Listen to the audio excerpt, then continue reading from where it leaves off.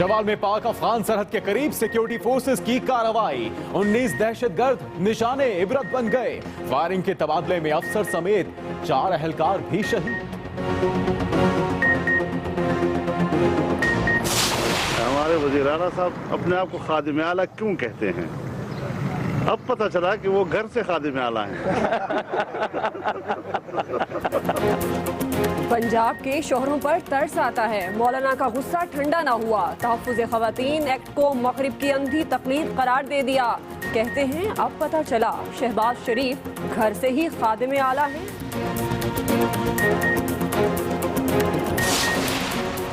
फरवरी ने आग लगा दी। कराची में पारा 36.5 डिग्री तक पहुंच गया। गर्मी का 32 साला रिकॉर्ड ब्रेक। शहरियों को मई जून का सोचकर ही खौफ आने लगा। कराची में खातून कत्ल केस ने नया मोड़ ले लिया। 10 रोज बाद बेटा बयान से मुकर गया। कहता है डाकुओं का काम है, मैं घर पर मौजूद नहीं था। पहले इकरार फिर इनकार से तफ्तीशी अफसर भी चकरा गए।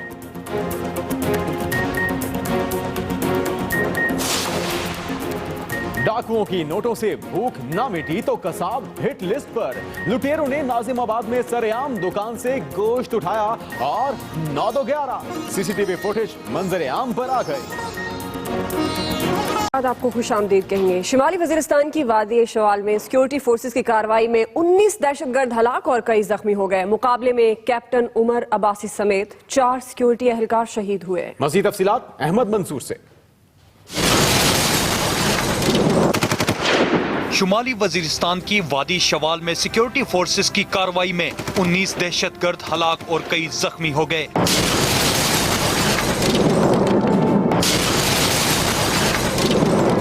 पाक फौज की तरफ से कार्रवाई में मारे जाने वाले दहशतगर्द शवाल में पाक अफगान सरहद के नजदीक मंगरोटी के इलाके में फरार होना चाह रहे थे। इस दौरान पाक फौज के दस्तों ने भागने वाले दहशतगर्दों के एक गिरोह को घेरे में ले लिया, जिस पर दहशतगर्दों ने भी फायरिंग शुरू कर दी। इस दौरान दोनों तरफ से शदीद फायरिंग का तबादला हुआ, जिसके नतीजे में 19 दहशतगर्द हलाक और कई जख्मी हो गए।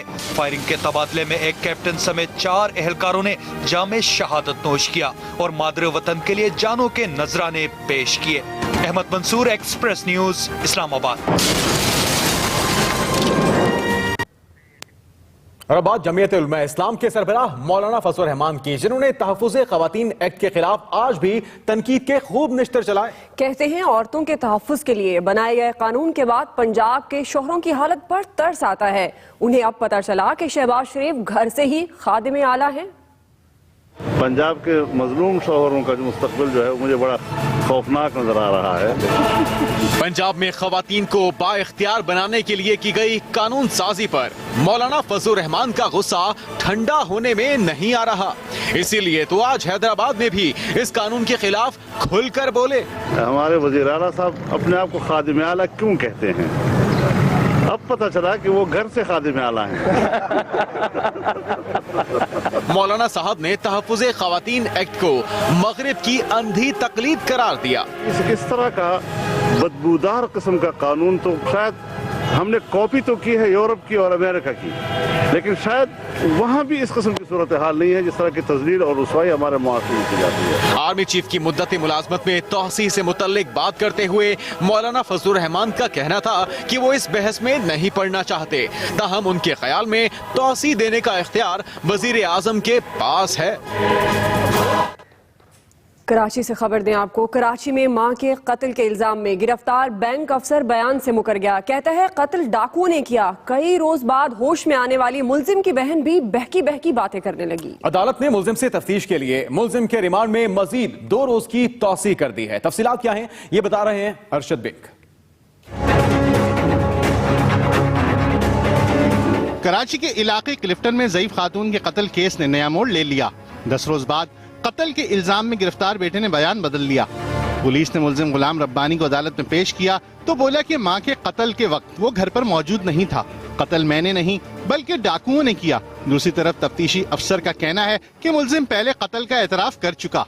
फ्लैट से आला कत्ल भी मिल गया था। किया है किसी ने किया माना है, रंगे हाथों गिरफ्तार हुआ है। 18 फरवरी को कत्ल के वक्त फ्लैट में मौजूद मुलजिम की बहन को कई रोज बाद होश आ गया, मगर तफ्तीशी अफसर का कहना है कि वो फिलहाल बयान देने के काबिल नहीं। अब बहन का बयान देखो ना, आज हो सकता है या कल या परसों, जैसे मुनासिब हुआ।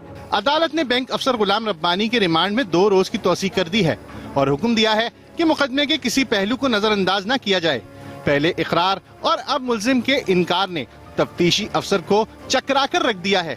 पुलिस का कहना है कि मुलजिम की बहन के बयान के बाद तफ्तीश मजीद आगे बढ़ सकेगी। Arshad Baig, express news, Karachi. और कराची में मौसम सरमा में ही गर्मी का माहौल बन गया है। शहर का दर्जा हरारत अचानक बढ़ गया और समुद्री हवाएं भी थम गई हैं। मौसम में इस अचानक तब्दीली के बारे में मजीद जानते हैं कराची से आफ्ताब खान से।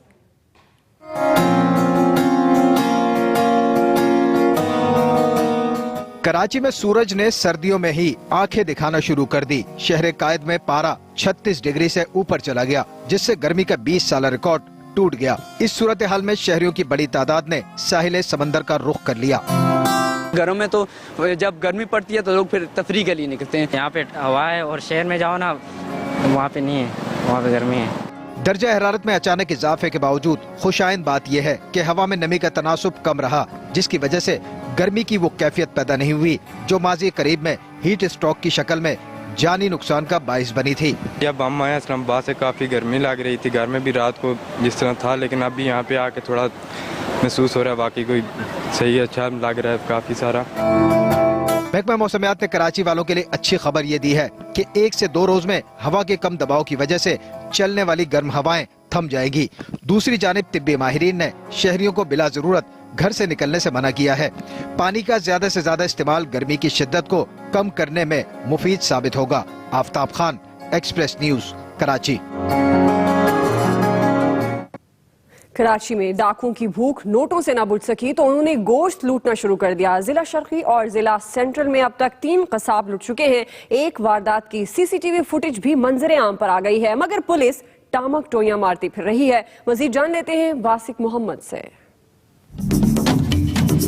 कराची में स्ट्रीट क्राइम्स के दौरान शहरियों को लूटते लूटते डाकुओं ने दुकानों पर भी हाथ साफ करना शुरू कर दिए। लुटेरों ने नाजमाबाद में सरेआम कसाब की दुकान से अपनी पसंद का गोश्त उठाया और 9-2-11 हो गए। फुटेज में देखा जा सकता है हेलमेट से मुंह छुपाए लुटेरों ने गोश्त की बड़ी और मशहूर दुकान पर धावा बोल दिया। एक हफ्ते के दौरान गोश्त की दुकान लुटने की ये तीसरी वारदात है। इससे पहले गुलशन इकबाल, गुलिस्तान जौहर और नाजमाबाद में इसी तरह की दुकानें लुट चुकी हैं, मगर पुलिस को फुटेजेस मंजर आम पर आने के बावजूद भूखे लुटेरों का कोई क्लू नहीं मिल सका है। पुलिस को शुबा है कि तीनों वारदातों में एक ही ग्रुप मुलव्विस है जो गोश्त की मखसूस वीआईपी दुकानों को निशाना बना रहे हैं।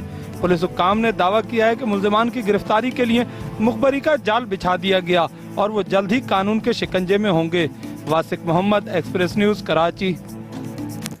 और अब आपको बताएं कि कराची में सहाफियों की जदीद तरबियत के लिए centre for excellence in journalism का इफ्तिताह कर दिया गया है। जदीद स्टूडियो और न्यूज रूम से आरास्ता इदारे का इफ्तिताह अमरीकी सफीर और IBA के डायरेक्टर ने किया। मजीद बताएंगे Aamir Farooq.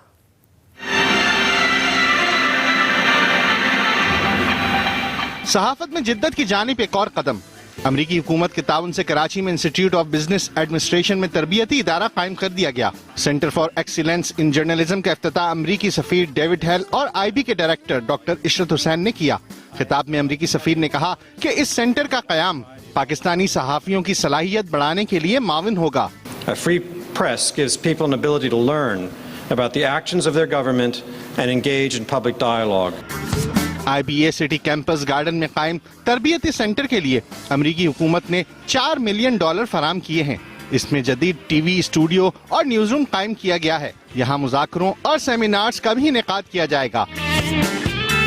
Today, Mr. Ambassador, we are bringing the tradition of excellence to journalism and multimedia studies.